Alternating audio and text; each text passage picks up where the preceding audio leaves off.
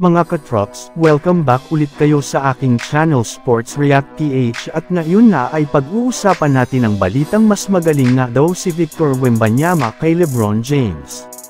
Pag-uusapan na rin nga natin ngayon dito sa ating panibagong video ang sinabi ng Los Angeles Lakers matapos silang manalo sa kanilang game kontra sa Phoenix Suns.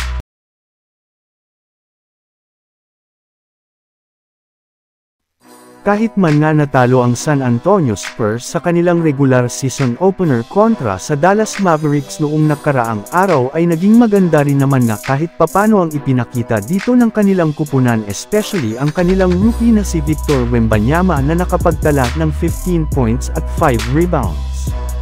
Isa pa, kahit man nga maaga siya ditong na foul trouble ay naipadama pa rin naman nga nito ang kanyang presensya sa kanilang laro matapos ang kanyang mga ginawang 3-pointers, defensive plays at ang kanyang ginawang scoring run sa fourth quarter. Sadyang hindi lang naman nga ito naging sapat para manalo sa tandem ni Luka Doncic at Kyrie Irving.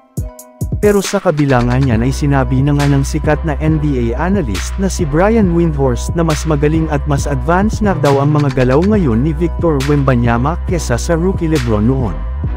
Kaya mukhang malaki nga talaga ang potential nito na malampasan ang mga nagawang achievement ng isang LeBron James sa NBA. Samantala pumunta naman tayo sa ating sunod na pag-uusapan ngayon sa sinabi ng Los Angeles Lakers matapos silang manalo sa kanilang game kontra sa Phoenix Suns.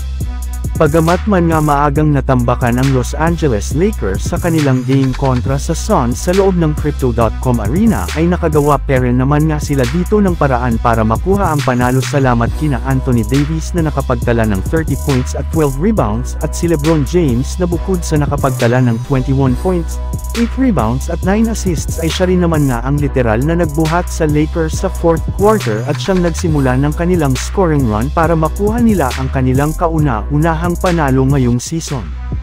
Kaya di na nga nakapagtataka kung bakit nag-trending ang Lakers at si LeBron James ngayon sa social media. Halos lahat rin naman nga ng player at coaches ng Lakers ay pinuri ang naging performance nina Anthony Davis at LeBron James. Ayun nga sa kanilang head coach na si Darvin Ham, bumawi nga daw talaga si Davis matapos ang kanilang pagkatalo sa Denver noong nakaraang araw. Ibinulgar rin naman nga nito na mismo si LeBron James nga daw po ang gumawa ng call na maglalaro siya sa buong fourth quarter. Kaya dahil nga dyan ay nakapagdesisyon nga ang Lakers na payagan ito. And speaking of LeBron, sinabi nga nito sa pagtatapos ng kanilang laro na wala nga daw silang pakialam sa mga criticism sa kanilang team lalong-lalo na kay Anthony Davis basta't gagawin lamang nga nila ang lahat ng kanilang makakaya upang mag-improve at manalo sa kanilang mga laro ngayong regular season. At iyan nga ang dahilan bakit ginawa niya ang lahat para manalo sa kanilang game. Pinuri rin naman nga mga katrops ni LeBron James si Kevin Durant sa ginawa nitong performance sa kanilang laban at ang paglampas nito kay Hakeem Olajuwon pagdating sa all-time scoring list.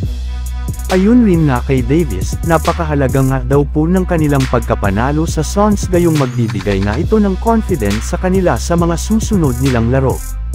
So yun lang nga mga katrops ang handog ko sa inyong storya ngayong araw. Sana nag-enjoy kayo. Please like and subscribe my YouTube channel Sports React PH para sa iba pang storya at update patungkol sa NBA. Kita-kits muli sa ating susunod na video.